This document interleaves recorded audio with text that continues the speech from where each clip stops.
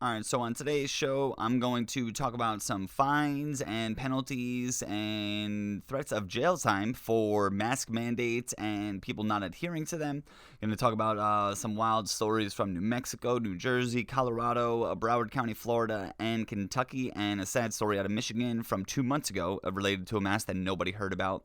Going to talk about kids going back to school, which is now somehow controversial, which is just absolute lunacy. Talk about the media hysteria nationally and the local media here in Arizona. It's very frustrating, the coverage nationally, even more frustrating the coverage here locally. Just really not helping anybody out in the entire grand scheme of things. And got to talk about de Blasio, Cuomo, and Dr. Fauci, our heroes of the Republic. De Blasio is just tearing New York apart. I got some crazy statistics related to what's going on in New York, crime rates skyrocketing. Also, some wild stories about the NYPD getting out as soon as possible. There's some lies from CNN about babies testing positive. And I'm going to talk about a couple of personal stories that I got over the last few days from friends I grew up with over COVID. Extremely interesting. One's a registered nurse. One's mother. Who I grew up with since I was 6 years old, passed away a few months ago from suspected COVID. Going to tell a little bit about that story and get into all of this. Whole world's losing their mind, and we're going to talk it out. All right, so we have some pretty wild penalties and fines going on for mask mandates. We're going to start off in New Mexico. And there is a notice when you log on to New Mexico's highway safety system, their website. It says, please be aware, out-of-state travelers must quarantine for 14 days if they spend even one night in New Mexico. If you are simply passing through, you do not have to quarantine, but masks are mandatory for everyone over the age of 2. Do not be caught without a mask, or you could face a $100 fine. You know, it's not anything different than the threats around the country of other governors and things like that. But the thing about New Mexico that is a little bit crazy is Governor Michelle Grisham of New Mexico has laid out a mask mandate order. And in the order, it says any person violating any of the provisions of any order adopted pursuant to the provisions of the Public Health Act is guilty of a petty misdemeanor and shall be punished by a fine not to exceed $100 or imprisonment in the county jail for a definite term not to exceed 6 months or both such fine and imprisonment in the direction of the court. So, in New Mexico, you're being threatened with a $100 fine or a maximum or a minimum term sentence in jail of 6 months. Seems a little extreme to me, but that's just me. In New Jersey, from the Asbury Park Press, they have started putting out mask mandates in New Jersey from Governor Phil Murphy. A lot of people in New Jersey, my future in-laws, Mrs. Blasco and Angela, hello, and everybody else back home. You guys provided me all the information with New Jersey. I've been staying in touch with them, and Governor Murphy is just completely botching this. Not many people in New Jersey that are happy with the mandatory regulations. They are putting out messages that they want you to wear masks outside, which seems a little extreme to me. Don't really understand why we need to wear these outside. From the Asbury Park Press Instagram, New Jersey will require masks to be worn outdoors. And that is, insane, especially we're in the middle of summer where it's hot. I'm not saying don't wear one because of a reason, but wearing one outside, get out of here. In Colorado, the governor issues a statewide mask mandate days after saying such a requirement is unenforceable. He literally said it was unenforceable. In the article, it says the mask order takes effect on Friday and lasts through at least August 15th. It applies to anyone older than age 10. Masks must also be worn by people who are waiting outdoors for a taxi, bus, light rail, car service, rideshare, or other mass transit or similar transportation service. Violators may be, quote, subject to civil or criminal penalties, including but not limited to prosecution for trespass. How that relates to trespassing, beyond me.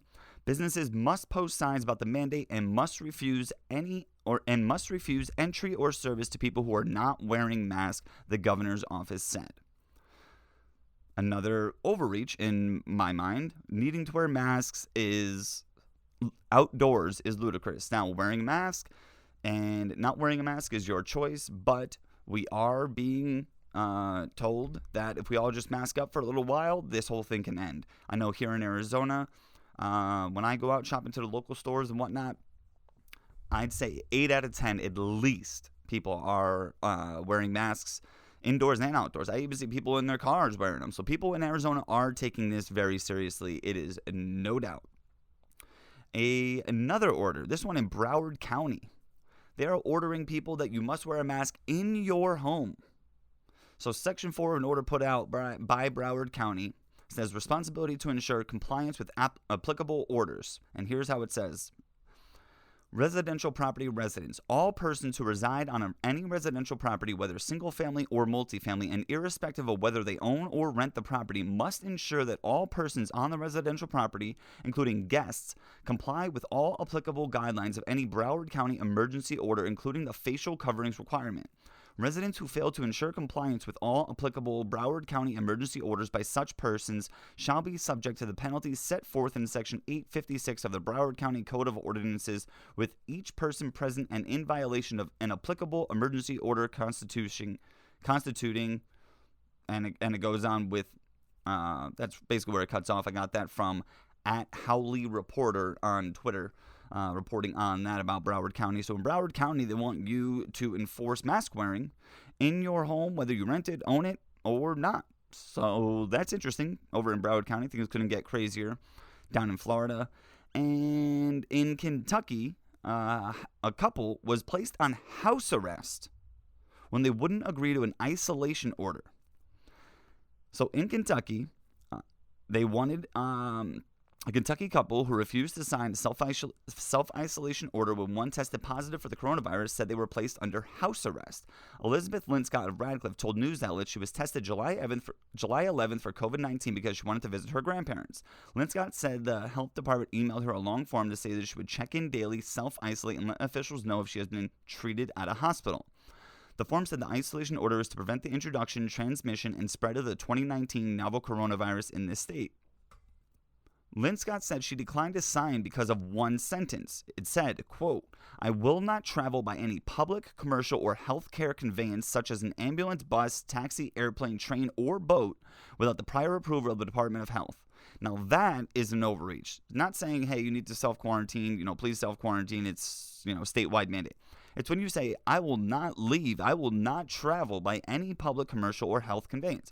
So she did not sign, saying, I could not, quote, "I could not comply to having to call the public health department prior if I had an emergency or I had to go pick something up for my child or myself as a necessity and could not wait." When she declined to sign the form and said she was told the case would be escalated, and on July 16th, Linscott said she and her husband were placed under house arrest with ankle monitors. Hardin County Sheriff John Ward in Kentucky said his office was on hand to execute court documents from a Hardin County Circuit Court judge. It was the first time his office executed such an order. So a couple in Kentucky has been placed under house arrest because they wouldn't agree to a self-isolation order. The reason they wouldn't agree with it was because in the order it says she could not leave for an emergency, and if there was an emergency, she had to call the public health department for approval. That's ludicrous. Give me a break, people. I mean, house arrest for people? Rights are being taken away left and right, and people are just letting it happen. Hey, it's happening everywhere. Broward County, wear it in your house. Colorado, the governor, I believe a few days before he enforced it, said it is unenforceable, and then he enforces it, saying you need to wear them outside. New Jersey, Governor Murphy will not stop pushing it, and even outside. Ridiculous. New Mexico threatening a $100 fine and or minimum 6 months in jail. And in New Mexico, when I, my job, I do work and traffic in Albuquerque, New Mexico, and on one of the freeway signs there, it says masks are mandatory or face a fine. So it's right in your face too as you're driving to work. Last story I'm going to let you know about is on May 5th. This is almost 2.5 months ago. A security guard in Michigan was killed over asking someone to wear a mask. 3 family members charged in a shooting death of a security guard who told a customer to put on a face mask. Anybody hear about this? I didn't hear about this. This is from CNN. 3 family members have been charged in the killing of a security guard who told a customer at a Michigan Family Dollar store to wear a state-mandated face mask. Calvin Munnerlin, 43, died at a Flint hospital after he was shot in the head Friday, said Michigan State Police Lieutenant David Kaiser. Ramona Trayvon Bishop, Larry Edward Teague, and Shamel Leshy Teague have been charged with first-degree premeditated murder along with other charges. Shamel and Larry Teague are married. Bishop is Shamel's son. From all indications, Mr. Munnerlin was simply doing his job in upholding the governor's executive order related to the COVID-19 pandemic for the safety of store employees and customers. Munnerlin got into a verbal altercation with Shamel Teague after telling Teague's daughter she needed to wear a mask. Surveillance video confirms the incident. Shamel Teague's daughter left the store, but Teague began yelling at Munnerlin, who then told her to leave the store and instructed a cashier not to serve her. Under an executive order from Governor Gretchen Whitmer, all retail employees and customers have to wear a mask. Footage also shows that immediately after the altercation, the woman left in an SUV. About 20 minutes later, the SUV returned. 2 men, identified as Bishop and Larry Teague, entered the store, according to the statement. One of them yelled at Munnerlin about disrespecting his wife. The other man, later identified as Bishop, then allegedly shot the security guard. This is senseless, Munnerlin's cousin said. Over a mask. This is not the way to do things right now. We need to come together. 3 people were taken into custody because a security guard at a Family Dollar was doing his job and was killed. Did anybody hear about this story? Anybody? I sure as hell hadn't. May 5th, Michigan security guard shot in the head at a Family Dollar for asking someone to wear a mask. If this stuff ain't getting crazy, guys, it's getting crazy. Michigan, Kentucky, people under house arrest. Broward County wants you to wear masks in your house. Colorado wants you to wear masks outside after saying it's unenforceable. New Jersey will not stop pushing masks. And New Mexico is threatening people with a fine and or jail time if you do not comply with their mandatory mask mandate. Moving on to kids returning to school, elementary kids, young kids, high school kids, college kids. It's controversial now to want to send your kids to school, which is just absolutely insane these days. I understand that this is a pandemic. I understand people are dying from it, but we have to think of the data. We have to compile it all, and we have to make a really intelligent decision here on what we're going to do with kids returning to school. I talked about this, I believe, at the end of last episode about a statistic from the Wall Street Journal. It's from the Centers for Disease Control and Prevention. The statistic was this: 30 children under the age of 15 have died from COVID-19. 190 kids under the age of 15 die from the flu each year, which makes COVID 1/6 as deadly as the flu. And like I said, we do not shut down the schools for the flu, so we shouldn't be doing the same for COVID-19. Again, 30 children have died from COVID under the age of 15. Under the age of 15, 190 have died from the flu on average, which makes COVID 1/6 as deadly. There's also been no recorded case of a child passing on the disease to a teacher. So there's a lot of moving parts here on, should you, want to send your kids to school? Should you not want to send your kids to school? There's a lot to consider here, but one thing that I think a ton of people are missing is how bad it is for kids not to be in school, not to be around other kids, not to be in a classroom learning with other kids, not being able to raise their hand and socialize and all this. There are a lot of plans around the country, whether it be colleges, public schools, things like that, that are just, really outrageous. And I think a good piece in the New York Post about New York's plan to reopen. This is July 18th from Arthur Goldstein. He made a good point. It's the worst thing about the plan in New York, which the plan in New York is that they're thinking about doing 1 to 3 days in the classroom and your other 2 days at home doing online learning. It's really up in the air. They're trying to do remote work, in-classroom work, limit the class sizes. Some kids go on Mondays, Tuesdays, Wednesdays. The other kids go Thursdays. It's really crazy. So in the New York Post, they said the worst thing about the plan, de Blasio's plan, is it utterly ignores students who aren't in attendance. While I teach 9 or 10 students at a time in the building, what will my other 25 students be doing? If I repeat the same lesson for each group in the building, I won't have the time to cover even half the curriculum. With budget cuts, the city can't afford to hire more teachers to do online what we do in the class. To me, that doesn't scream, quote, equity and excellence, the mayor's mantra. And Arthur Goldstein is exactly right. completely ignoring, these things of, the impact on the kids of not being in the classroom and the impact on the teachers of not having their students in the classroom, it's really going to mess things up. And if you can't see that just by saying, okay, if kids go to school, more people are going to die, that's just ignorant. Just look at the data and look at all the information and then come with a smart opinion and a smart decision on what you think you should do. Now, each parent should have the right and the opportunity to decide what their children do when it comes to school. That's the name of the game when it comes to freedom in America. You have the choice. But some teachers' unions around the country are really pushing their luck a little bit. So the Los Angeles Teachers Union has said that they don't want schools to reopen. Now, this is supposedly because of the pandemic. But in an article in the California Globe about the LA Teachers Union, this is from July 13th, titled, "Schools Can't Reopen Unless Charter Schools Shut Down and the Police Are Defunded." The very first paragraph in the very first sentence, this is the first sentence, this is a long sentence. And the very first sentence of the piece says this. So what does this have to do with not sending children to school because of a virus? Now, this is how the word for word, here we go.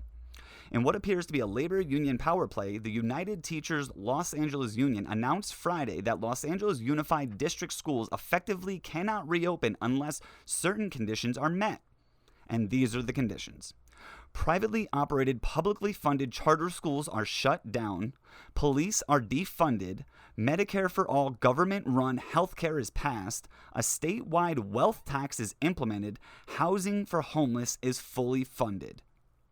So what does this have to do with not wanting to send kids to school because of a pandemic? You tell me. Is this political? I mean, it seems political.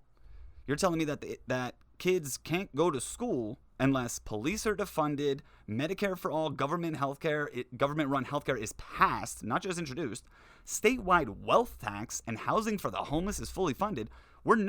Kids in LA are never going to be going back to school. Never. LA Teachers Union says that they need privately operated and publicly funded charter schools to be shut down, police defunded, Medicare for all government-run healthcare passed, statewide wealth tax implemented, and housing for the homeless fully funded.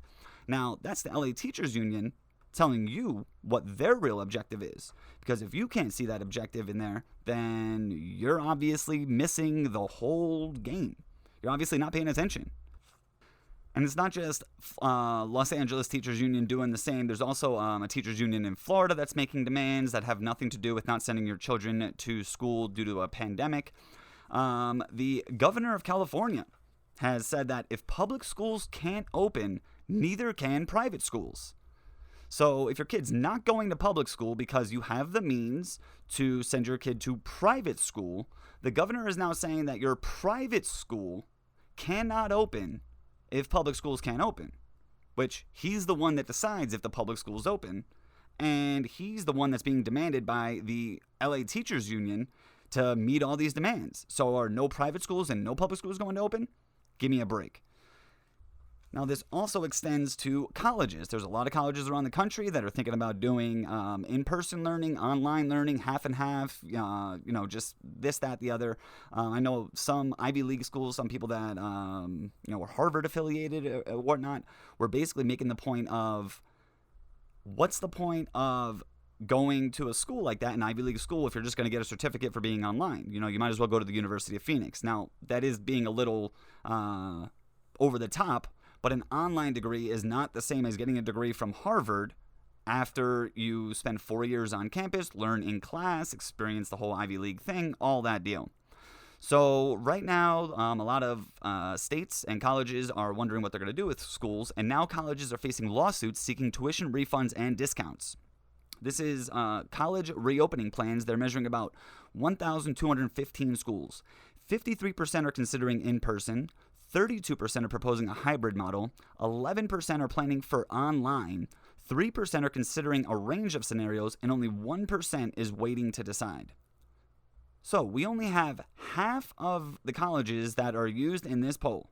Half of the colleges, of a little over 1,200, a little over half, are the only ones considering in-person college. Not a hybrid model, not online or anything like that, wait to see. No. considering an in-person college, little more than half of the 1,200. That's a little troubling because kids need to be on college campuses. Kids need to be socializing. And like I've heard from many different people, the safest place for younger people is on a college campus. It's safer to be on campus than it is to be, at home learning online, where you're coming in contact with your parents and older people and people at the stores and, possibly grandparents, whoever it may be. Now, if you're on a college campus, you're around younger people. You're basically isolated from the outside world if you're living on campus. And they already have medical staff on campus to treat people that may come up with the virus, which in the younger people is an extremely low death rate. So kids not being in the classroom, kids not being on campus in college, it is just ridiculous. And we really need intelligent people to look at the data and look at the negatives of not having children in school, whether it's, younger children, elementary, high school, or the kids that are, going to be on college campuses. It's really going to be more harmful than good to not be on college campuses and to stay at home and try to learn everything online. And I really think we need to get these kids back in the classroom. And when you look at the data, it makes all the sense in the world. Lastly, here's a couple of personal stories or from personal friends that have dealt with some COVID experiences here. Start off with my friend Sarah out in PA. What's up, Sarah? She got a call from work. She's a healthcare worker. She got a call saying that one of her patients was positive for COVID and that she needed to get tested. Understandable. She was trying to get in touch with someone for hours to get tested at an urgent care, but the urgent care won't test because she didn't have symptoms. So they wanted to send her to a local CVS. She said she didn't trust those, so she was waiting to get a call back from the COVID hotline. So even though she's a healthcare worker, she's having a problem here. A couple hours later, update. Hotline called her back, said since she has no symptoms, she had to quarantine for 14 days as directed by CDC guidelines. And she said that she was wearing PPE during the care and said it's up to the company policy then. That's what the hotline said. If symptoms develop, you can call back. So the COVID hotline was okay to send her back to work per company policy. And if symptoms develop, then come back. So she could have been asymptomatic. So she's a healthcare worker. She can't even get tested. And somehow numbers are skyrocketing. So that's very interesting. Also, my buddy Nicky DeFabo, who I've known since I was 6 years old out in PA, his mother Rosie, rest in peace Rosie, his mother Rosie passed away a few months ago from what was suspected as COVID. Interesting story was when she was getting treated by someone, the nurse that she was getting treated by looked like she wasn't feeling well, looked like she was sick. The nurse attempted to call out of work where she was because she wasn't feeling well, and her place of employment said that she couldn't call out of work because they couldn't get another nurse to come in. So, I'm not saying that she's the one who infected people, but Rosie DeFabo got sick and ended up passing away from what we all thought was COVID. Just come to find out, just last week from my buddy Nicky, that his mother actually passed away from pneumonia, and on her death certificate, the third thing down listed was that she died with COVID. With COVID. Wasn't the number one thing on her death certificate. Wasn't the number two thing. It was the third thing down. So she didn't die from COVID. On her death certificate, it says she died with COVID. Pretty messed up if you ask me. And that's just one little example of someone dying with COVID compared to dying because of COVID. And if we're going to be talking as specific as this, George Floyd had COVID. So George Floyd died from COVID per what these guidelines are saying. Because if you died with COVID, you died from COVID. You know, the lines are being so blurred here that you're like, okay, well, if you die with it, is it still as bad? Well, Rosie DeFabo died from pneumonia, but she happened to also have coronavirus. How many times is that happening all around the country? Also, my friend Sarah is a healthcare worker, and she can't even get tested when, PA's in the middle of, actually they're on the back end of this whole thing. So it's all crazy. I mean, get out of here. So just two, little examples of, personal friends that have had experiences during the COVID pandemic that could be useful to other people. And it's just something to think about as we move on. I want to wrap it up with these numbers from Bill de Blasio's New York. So, Bill de Blasio has said that there are no gatherings allowed in New York City, except if you're attending a Black Lives Matter protest. So last week, He was asked about people gathering again. He said, quote, "It's not the time for people to be out." When he asked about protests on Fifth Avenue, he said, "We understand we need historic changes and recognizing the message of Black Lives Matter." So he basically didn't say no protests. He said no gatherings, but we understand the importance of needing to get the messaging across and recognizing the message of Black Lives Matter. Who's being serious here?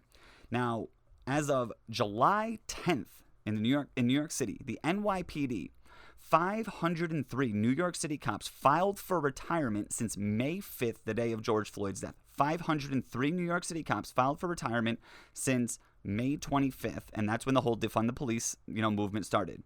That 503 New York City cops filing for retirement was up 75% over 2019 in the same period.